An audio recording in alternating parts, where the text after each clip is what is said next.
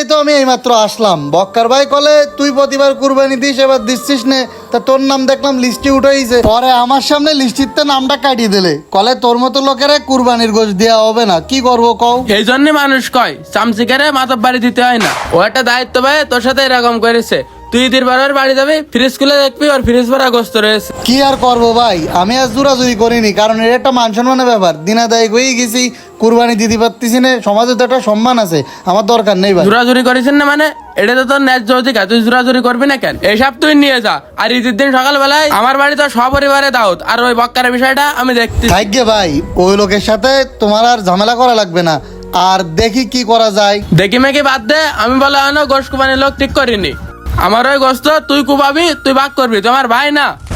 শাকিল ভাই ও প্রত্যেকবার কুরবানি দেয়, এবার কুরবানি দিচ্ছে না, এবার কি ক্যাপ্টেমি করতে? এই বক্কার ভাই, তুমি না জানো কোনো কথা কবে না। সামনেটা দিনা দায়ী হয়ে গেছে, কুরবানি দিতে পারতে